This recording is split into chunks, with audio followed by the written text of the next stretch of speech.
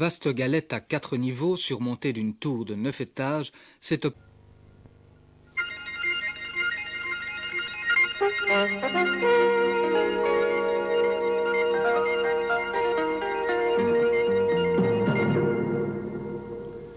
Mesdames, Mesdemoiselles, Messieurs, bonsoir. En ce week-end qui suit Noël, qui précède le Nouvel An, les informations nous arrivent au compte-gouttes et c'est tant mieux finalement, puisque la plupart du temps...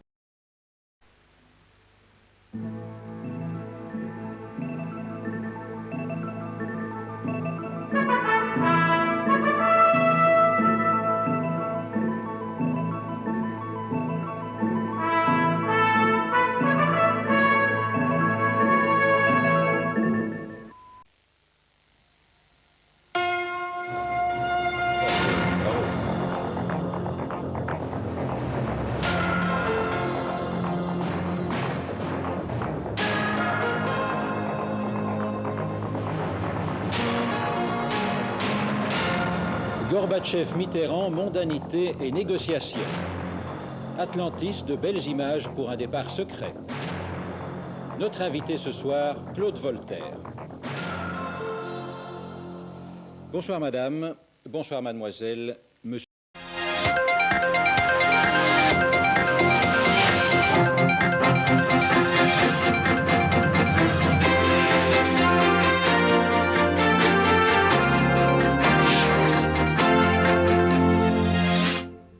Voilà, en attendant de retrouver dès demain ce nouveau générique, nous allons en rester.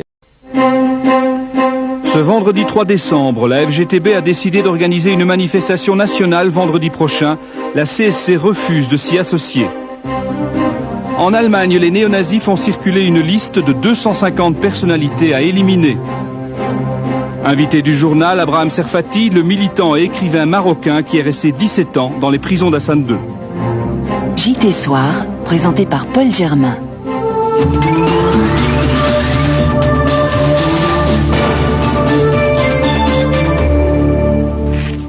Madame, Monsieur, bonsoir. La FGTB perd patience. Elle va organiser vendredi prochain une manifestation nationale interprofessionnelle.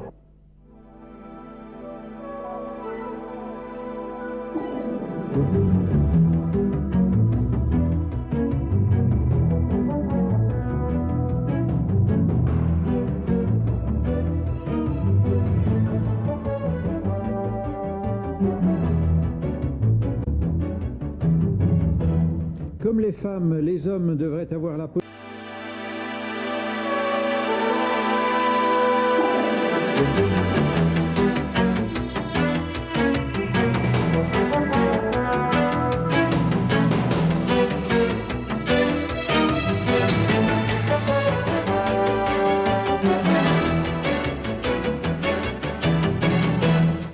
Bonsoir, un seul titre dans ce journal, nous allons le développer dans un instant avec Bernard Leplat qui se trouve à Ostende.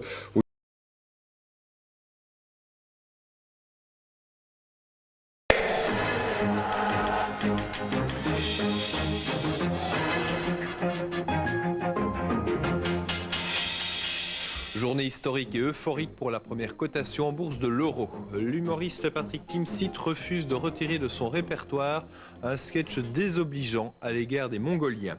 En football, l'idée d'un mondial tous les 2 ans fait son chemin. Bonsoir à tous. Peut-on rire de tout et n'importe comment ?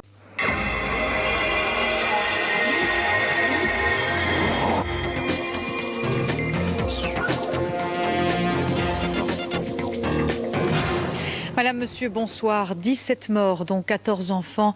C'est le tragique bilan d'un incendie qui...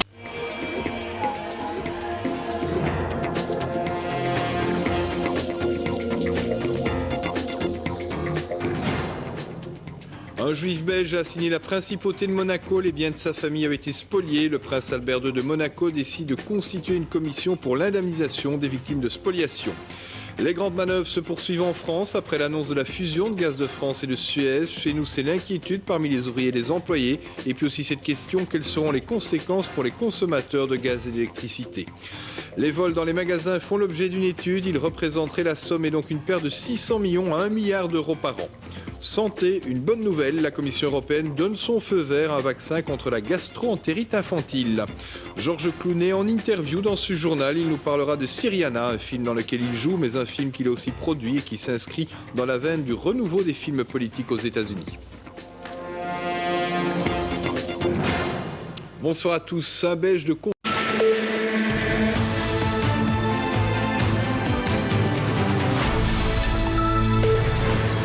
Bonsoir à tous, bienvenue dans ce journal. Voici.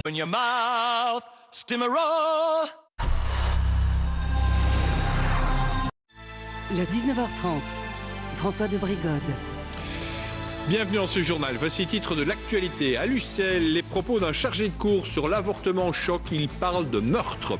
Nous serons en direct du meeting du candidat PS à la présidentielle en France, Benoît Hamon. Il est à Bruxelles et on retrouvera Philippe Antoine en direct.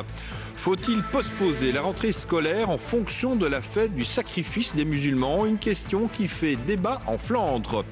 Vous faites vos courses et vous pouvez le constater, c'est une réalité, les prix augmentent. Axel Witsel est revenu de Chine, il s'entraîne pour l'instant avec les Diables et il pratique l'humour avec beaucoup de détachement.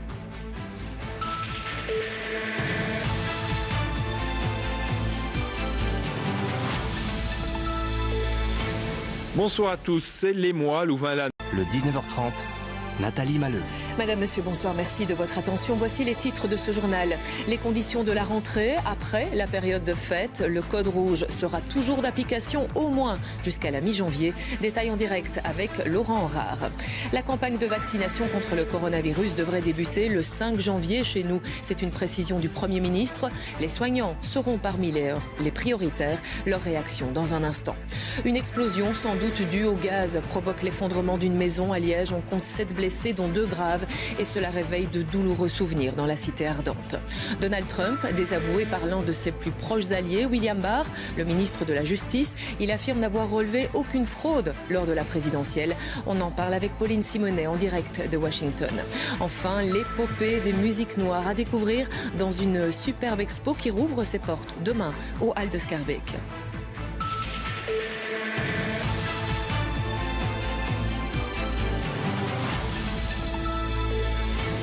C'est une information importante qui concerne la rentrée scolaire.